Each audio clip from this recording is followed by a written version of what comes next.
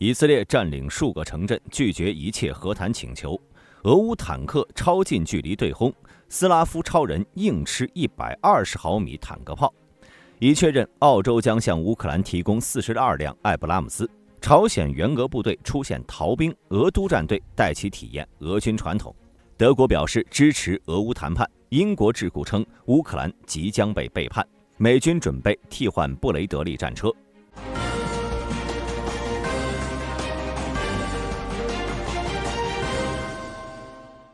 在以色列黎巴嫩边境沿线，紧张局势持续升级。以色列国防军持续其军事行动，占领了数个黎巴嫩城镇，其中包括了马龙拉斯村、亚鲁恩和卜利达。最新的地理定位镜头和商业卫星图像显示，以色列军队最近又占领了米海比卜以西和拉米耶东部。黎巴嫩社交媒体用户也证实了以军在当地的行动，可以确认以色列国防军已经控制了这2个村庄。10月16号，以色列军队继续在这2个地区展开行动，通过消灭或俘虏所有敌军，并阻止敌人向该地区开火，来获取当地的控制权。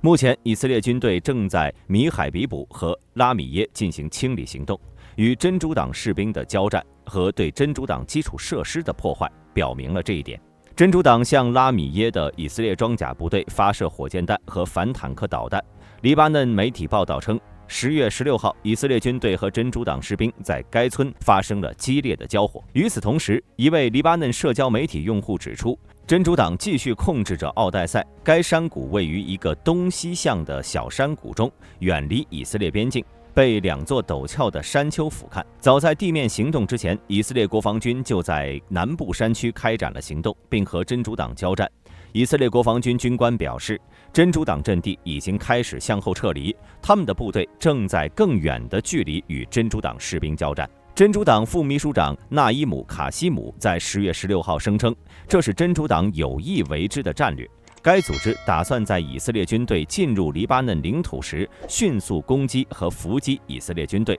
而不是像正规常备军那样与他们对抗。以色列总理内塔尼亚胡在10月15号表示，以色列将拒绝任何使真主党能够重组和重新武装的停火。内塔尼亚胡告诉法国总统马克龙，以色列不会允许黎巴嫩安全局势恢复到以色列国防军进攻前的停火协议。内塔尼亚胡还表示，当真主党在以黎边境存在时，以色列将无法让北方的居民返回家园。内塔尼亚胡此前曾宣称，以色列寻求通过击败真主党将其公民送回北方。以色列的地面和空中行动旨在通过使真主党无法继续战斗来击败真主党，从而迫使他们结束攻击，并允许以色列公民返回北方。可以肯定的是，真主党会在这场战争中遭到严重的打击，使其失去原有能力，至少在一段时间内是这样的。而内塔尼亚胡的目的是防止真主党重组和重新武装，从而彻底告别以色列北方的威胁。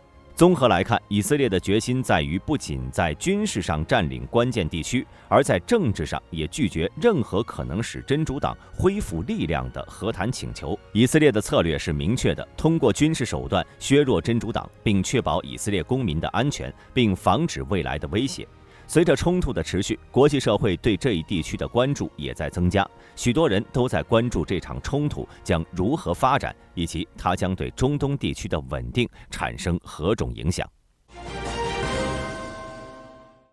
10月16号，俄罗斯顿涅茨克地区一辆乌克兰坦克和一辆俄罗斯装甲运兵车在大约15米的极近距离内交火，然而结果却堪称魔幻，因为乌军的2辆坦克对俄装甲运兵车进行了2次精确打击，将其彻底摧毁，但俄军的成员却侥幸逃生。美国退役陆军将军马克·赫特林惊叹，这是他见过的最近距离的坦克交战。这场不同寻常的战斗始于俄罗斯车辆高速穿越一片田野，直奔库尔斯克乌克兰控制区内竖线旁的2辆乌克兰坦克。为何那辆轻型防护薄弱的装甲运兵车会直接冲向装备有125毫米口径主炮并且被厚重钢甲保护的坦克，至今仍是一个谜。军事专家推断，俄罗斯人可能误将乌克兰坦克认作了己方坦克，毕竟俄乌两军确实是使用了许多相同的坦克型号，当然也有可能是伏特加喝多了。看着跟无头苍蝇一样乱跑的的俄军装甲车，疑似 T72的乌军坦克直接给了他当头一炮，瞬间浓烟四起。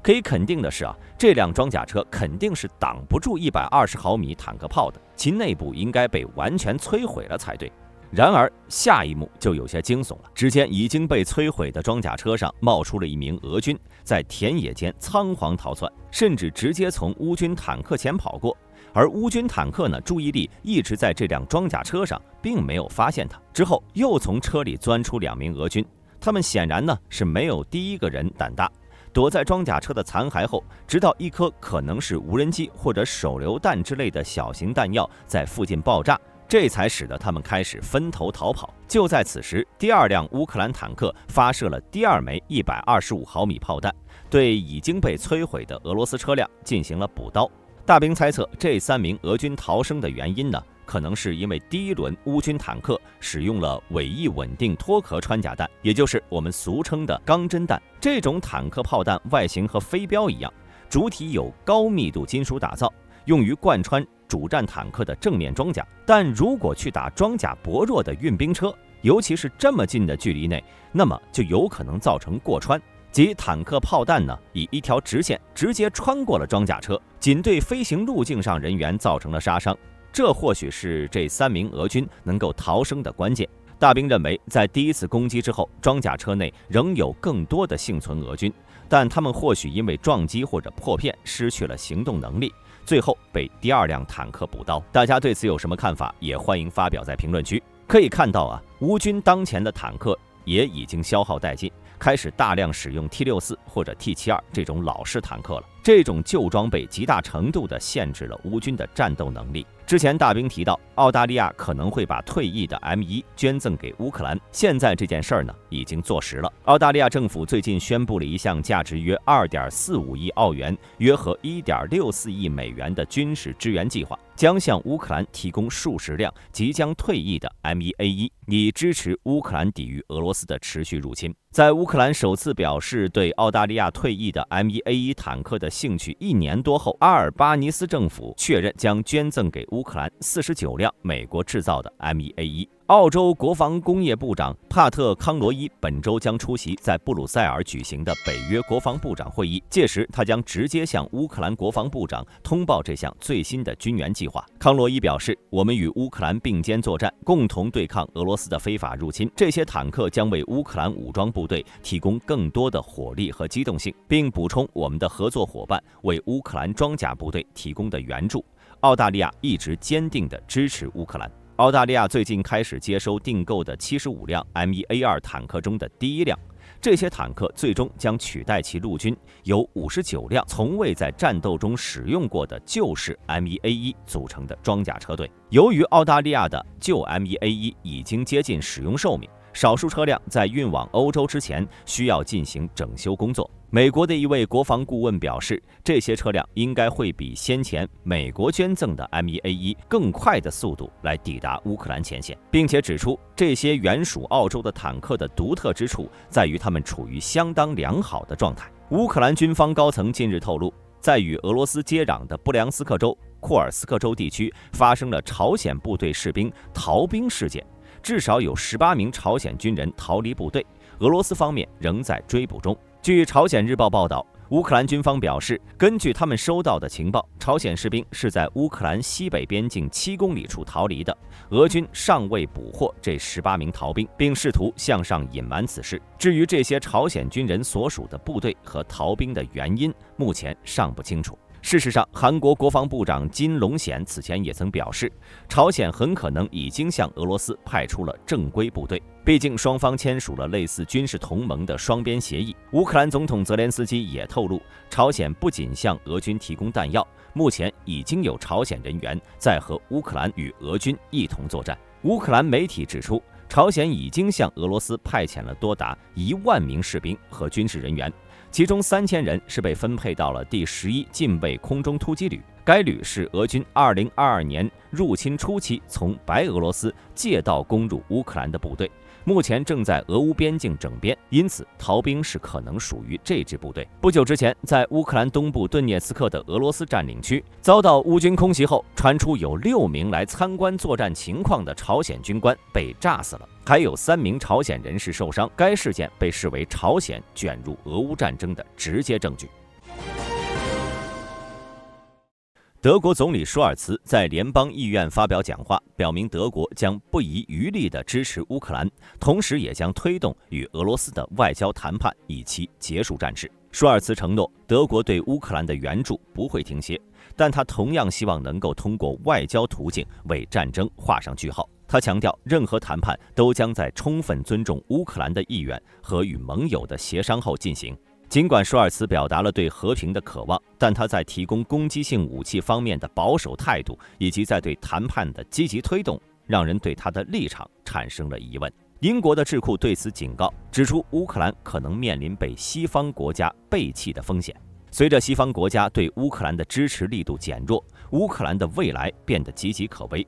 北约新任秘书长吕特在访问基辅时承诺继续支持乌克兰，但同时也面临着来自欧洲和美国内部的政治压力。乌克兰总统泽连斯基在国际舞台上推广其胜利计划时，感受到了西方国家支持的不确定性。美国总统大选的结果对乌克兰的未来具有重大影响，不同候选人的外交政策可能会对乌克兰产生深远影响。在欧洲，各国对乌克兰的支持态度不一。德国虽然在武器供应上表现积极，但在政治立场上显得摇摆不定，而其他国家如匈牙利和奥地利的态度则更为消极。乌克兰的前景充满了不确定性，西方国家的犹豫不决可能对其造成长期的损害。欧洲需要在谈判桌上争取乌克兰的利益，包括其加入北约的可能性，以避免它被背弃的命运。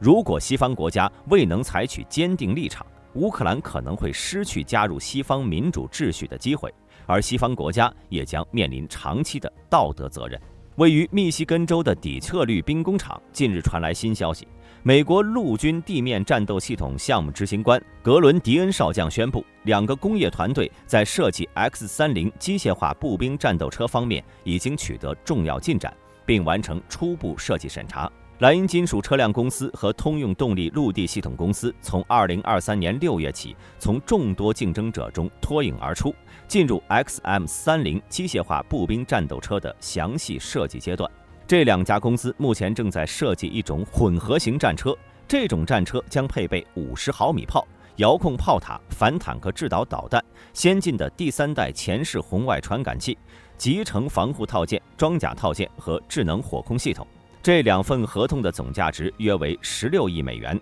而整个项目预计价值约为450亿。最后一次初步设计审查已于8月完成。陆军将迅速进行关键设计审查，以便开始建造物理原型。原型的建造将在完成关键设计审查后的18到20个月内进行。一旦交付原型，陆军将与2个竞争者一起进入测试和评估阶段，在2027财年决出胜出者。预计首批车辆将在2029财年部署。迪恩少将表示，在设计最终确定时，承包商将订购所有材料来建造原型。美国莱茵金属防务公司的团队，包括德士隆系统公司、RTX 等多家顶级企业都参与其中，而通用集团将负责其中大部分工作。本期视频到此结束，欢迎各位在评论区留言讨论。我是大兵，我们下期再见。